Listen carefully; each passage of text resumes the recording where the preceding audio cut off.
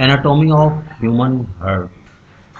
Human heart के anatomy यानी उसकी हार्ट की संपूर्ण संरचना, संपूर्ण बनावट, आउटर बनावट, आंतरिक इंटरनल बनावट, संपूर्ण इसका स्टडी आज हम करेंगे। जैसा कि यहाँ आप देख रहे हैं, ये हार्ट जो शो किया गया है, तो सिंपल हम लोग सभी जानते हैं हार्ट में 4 चैम्बर होता है, right atria, right ventricle, left atria, left ventricle.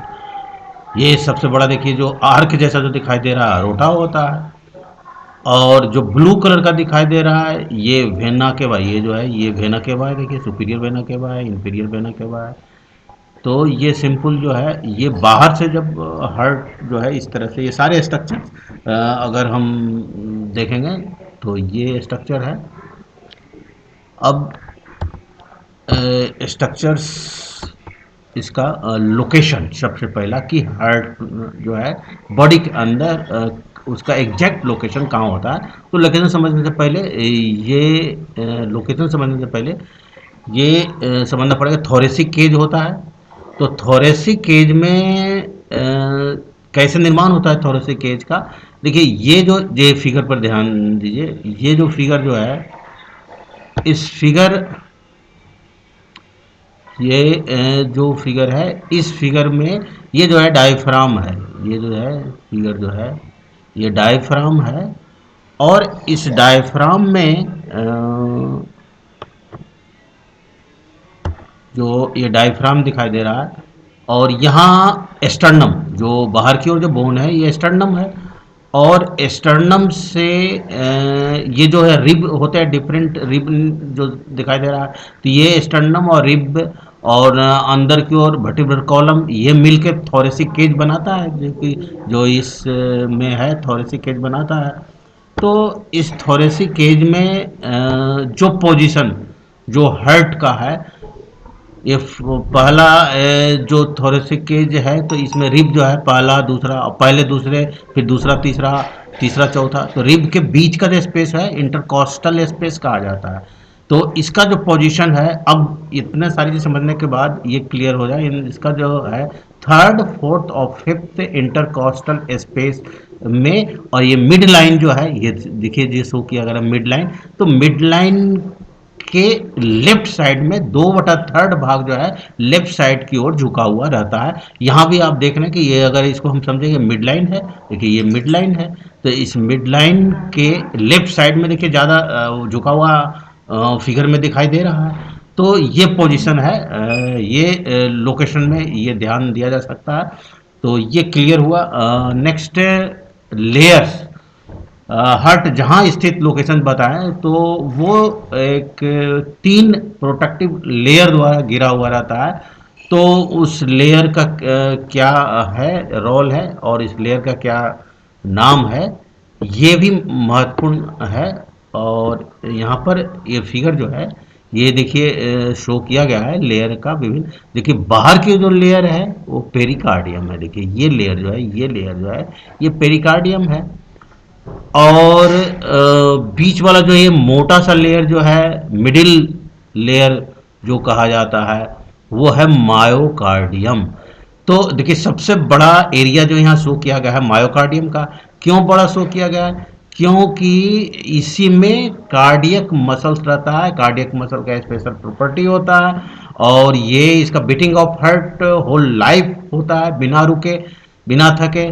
तो इसलिए जो इसका स्पेशल प्रॉपर्टी होता है, तो ये जो है मायोकार्डियम मसल्स है।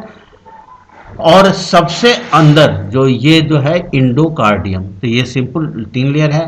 हाँ एक चीज और ध्यान देना, जो पेरिकार्डियम आउटर मोस्ट जो लेयर जो है ये वाली जो शो किया गया पेरिकार्डियम, इसमें एक बैग लाइक स्ट्रक्चर होता है जो कि पेरिकार्डियम सैक कहलाता है। देखिए यहाँ पर ये लिखा गया पेरिकार्डियम सैक, और सैक का मतलब थैलीनुमा स्ट्रक्चर, और इसमें एक तरल पदार्थ भरा हुआ रहता है जिसका पेरिकार्डियम फ्लूइड कहा जाता है। अब इन लेयर का क्या रोल है, तो एक तो सपोर्ट, जहां इसका लोकेशन होता है वहां पर उसे बनाए हुए रखता है, तो एक तो सपोर्ट है ही। दूसरा जो है इसका movement freedom, provide the freedom of the movement. इसका जो है निर्बाध रूप से जो है हार्ट अपना फंक्शन करे, अपना उसका गति हो, बीटिंग हो।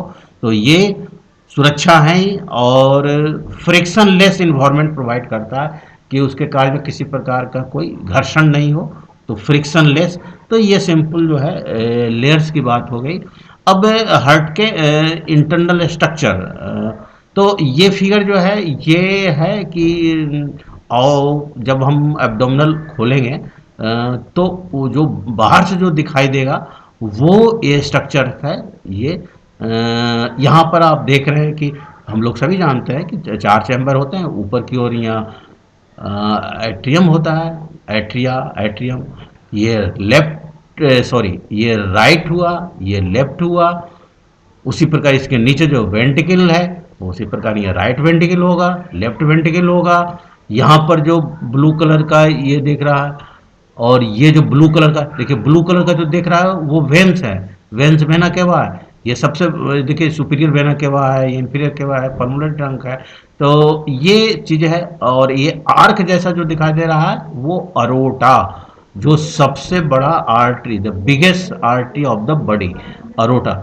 तो ये चीज है। यहाँ पर एक चीज और स्ट्रक्चर्स में ध्यान देने वाली बात है कि एट्रिया, जो दोनों एट्रिया है वो रिसीविंग पार्ट है हार्ट का, माने ये ब्लड को रिसीव कर रहा है। ब्लड जो है वेना के वेन द्वारा, ये हम लोग सभी जानते हैं कि वेन जो है वो ब्लड को हार्ट की ओर लाती है, और डिस्ट्रीब्यूट जो होता है वो आर्टरी द्वारा, विभिन्न आर्टरी द्वारा होता है। वो तो सबसे बड़ा जिसका हम बात कर रहे थे अरोटा, वो जो ये चीज आर्क जैसा जो दिखाई दे रहा है। तो ये एक सिंपल चीजें हैं जो है। और ये जो स्ट्रक्चर्स आपको दिखाई दे रहा है ये सब, तो एक बड़ा महत्वपूर्ण चीज है कि हार्ट चूंकि सब बॉडी के सभी अंगों में रक्त की सप्लाई कर रहा है अरोटा द्वारा, लेकिन इसके अंदर भी रक्त की सप्लाई होना चाहिए, अति आवश्यक। वो जो सप्लाई होता है कोरोनरी आर्टरी द्वारा होता है। तो ये ब्रांचेस जो दिखाई दे रहा है कोरोनरी आर्टरी, इसका आपके आगे बहुत ज़्यादा ये काम देगा। कोरोनरी सर्कुलेशन, कोरोनरी आर्टरी, इसी में कोई प्रॉब्लम चाहे इसके फ्लो में दिक्कत होता है तो वो एक सीरियस कॉम्प्लिकेशन होता है। मायोकार्डियल इन्फारेक्शन, ये तमाम सारे तरह के चीज़, हार्ट अटैक, हार्ट फेल्योर, ये सब। तो कोरोनरी आर्टरी एक बहुत महत्वपूर्ण, जो कि इटसेल्फ हार्ट के दीवार में ब्लड, शुद्ध रक्त की सप्लाई की व्यवस्था कोरोनरी सर्कुलेशन कहलाता है। तो ये चीज़ें जो है यहाँ दोनों और आप देख रहे हैं, ये सप्लाई जो है वो है लेफ्ट कोरोनरी है, और ये राइट कोरोनरी है। और यहाँ जो है इस फिगर में देखिए इंटरनल स्ट्रक्चर्स जो दिखाया गया है, ये थैलीनुमा स्ट्रक्चर है, एट्रिया राइट हो गया, ये राइट वेंट्रिकल हो गया, इसके बीच में ये वाल्व है, ये वाल्व की संरचना होती है।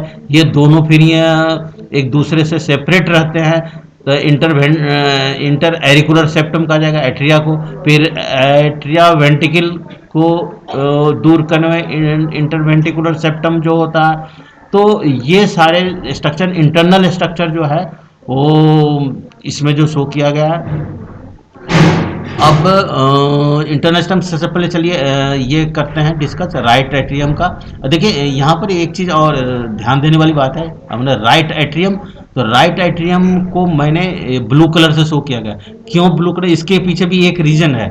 ब्लू कलर से इसलिए शो किया गया कि राइट साइड में ये जो हार्ट है, हार्ट के राइट, चाहे वो राइट एट्रिया हो, राइट वेंट्रिकल हो, इसमें डीऑक्सीजनेटेड यानी अशुद्ध रक्त का फ्लो होता है। तो अशुद्ध रक्त है तो ब्लू कलर का है, जो शुद्ध रक्त होगा उसको रेड द्वारा जो है वो किया गया है। तो ये भी एक दिमाग में रखना है कि इस तरह से कलर भी रखा गया है ताकि जो है ये चीज़ की जो है जानकारी हो। तो यहाँ पर ये सारे लिखा डीऑक्सीजनेटेड ब्लड ये है। अब इसकी जो है नेक्स्ट इसकी एक यहाँ पर एक और ओपनिंग है, एक ओपनिंग फॉर कोरोनरी साइनस, इसे लेफ्ट सॉरी राइट एट्रिया में एक और ओपनिंग होता है। देखिए एक ओपनिंग सुपीरियर इंफीरियर वेना के बाद हुआ है, एक ओपनिंग कोरोनरी साइनस का हो गया। तो राइट एट्रियम में ये चीज़ें जो है ध्यान देना है। अब है राइट वेंट्रिकल। तो राइट वेंट्रिकल जो है इसकी दीवार जो है एट्रिया के तुलना में तो ठीक होगा, लेकिन राइट वेंट्रिकल के तुलना में ये थीन होगा। तो ये ध्यान देना है वेंट्रिकल, क्योंकि जो लेफ्ट वेंट्रिकल है वो सबसे ज़्यादा कार्य करता है, क्योंकि उससे अरोटा निकलता है जो कि ब्लड को जो पंप करता है विभिन्न शरीर के विभिन्न अंगों में, विभिन्न ऑर्गन में। तो उसको ज़्यादा ही वर्क करना है, ज़्यादा पंपिंग का कार्य है, तो इसलिए उसकी दीवार भी यहाँ मोटी होगी। तो वही चीज़ यहाँ शो किया गया है कि लेफ्ट वेंट्रिकल की तुलना में राइट वेंट्रिकल का दीवार जो है वो पतला होगा, बाकी एट्रिया की तुलना में जो है वो मोटा होगा, ठीक होगा। तो ये चीज़ ध्यान देना है। और वो जो है राइट वेंट्रिकल से जो पल्मोनरी ट्रंक निकलेगा, चूंकि अभी जैसा आप बताया था कि अशुद्ध रक्त होता है, डीऑक्सीनेटेड ब्लड होता है, तो डीऑक्सीनेटेड ब्लड जो है वो शुद्ध होने की पल्मोनरी आर्टरी द्वारा वो लंग्स में जाएगा। तो और ये राइट वेंट्रिकल और जो ये है उसके बीच में सेमी लूनार वल्व है, पल्मोनरी ट्रंक, इसके बीच में सेमी लूनार वल्व होता है। तो ये चीज़ ध्यान देना है। बाकी जो है राइट एट्रियो वेंटिकुलर अपर्चर, मतलब एट्रिया और वेंटिकल के बीच में जो सुराख जो छिद्र होता है वो राइट एट्रियो वेंटिकुलर अपर्चर कहते हैं। और इसमें जो है जो वल्व जो होगा वो ट्राइकस्पिड, यानी एट्रिया वेंटिकल के बीच में जो वाल्व की संरचना होगी वो ट्राइकस्पिड वाल्व कहलाता है। और कोई भी वाल्व का एक इम्पोर्टेंट महत्वपूर्ण होता है कि वो एक डायरेक्शन में ही ब्लड के फ्लो को अलाउ करता है। अगर विपरीत ब्लड लौटना, एट्रिया से वेंट्रिकल में ब्लड आ गया लेकिन वही ब्लड अगर वापस लौटना चाहेगा तो नहीं लौटेगा, स्वाभाविक रूप से बंद हो जाएगा। कोई भी वाल्व, केवल हार्ट की नहीं, इवन नल जो होता है, हैंड पाइप होता है, उसमें भी वाल्व लगे होते हैं। वाल्व का यही काम है कि to allow the flow of fluid in one direction. तो यहाँ भी ये चीज़ है, तो एक चीज़ ये ध्यान देना है। अब नेक्स्ट लेफ्ट एट्रिया से शुरू करता है। तो यहाँ पर जैसा हम बताए थे कि हमने राइट एट्रिया, राइट वेंट्रिकल को ब्लू कलर से ये दिया है। तो ब्लू कलर के मतलब यहाँ पर उद्देश्य है कि डीऑक्सीनेटेड ब्लड। यहाँ हमने रेड कलर से शो किया है, लेफ्ट एट्रिया, लेफ्ट वेंट्रिकल, ये तमाम सब यहाँ रेड कलर से शो किया है। तो रेड कलर से शो करने का ये मतलब है कि ये जो है ऑक्सीजनेटेड, यानी शुद्ध रक्त इधर है, लेफ्ट साइड में शुद्ध रक्त है। तो ये एक ध्यान में रखना है। तो लेफ्ट एट्रिया है, इसका जो है दीवार जो है जैसा वो था राइट एट्रियम, उसी तरह इसका दीवार पतला होता है। तो और हम बताए ना, तो इसमें ऑक्सीजनेटेड ब्लड आएगा। अब ऑक्सीजनेटेड ब्लड लेफ्ट एट्रियम में कहाँ से आएगा? लंग्स में जब शुद्ध हो गया तो वहाँ से पल्मोनरी वेन द्वारा जो है वो शुद्ध रक्त, ऑक्सीजनेटेड ब्लड यहाँ पहुँचेगा। ये चीज़ें है। उसके बाद लेफ्ट वेंट्रिकल आ गया। लेफ्ट वेंट्रिकल के जैसा कि हम अभी डिस्कस कर रहे थे कि लेफ्ट वेंट्रिकल का जो दीवार जो है वो 3 गुना अधिक राइट वेंट्रिकल के तुलना में लेफ्ट वेंट्रिकल का दीवार 3 गुना अधिक ठीक होता है। क्यों होता है? अभी हम जैसा डिस्कस किए थे कि इसमें काफ़ी इसको वर्क करना पड़ता है, अरोटा यहाँ से निकलता है, इसलिए। एक चीज़ और है एपेक्स। एपेक्स जैसा कि फिगर में दर्शाया गया था कि हार्ट का जो है वेंट्रिकल का लास्ट जो है टिप, अग्रभाग, वेंट्रिकल का अग्रभाग जो है, और वैसे अगर देखेंगे तो नीचे की ओर वो सबसे रहेगा, वेंट्रिकल नीचे की ओर है, तो उसको एपेक्स कहा जाता है। तो ये चीज़ है, एक एपेक्स ये होगा।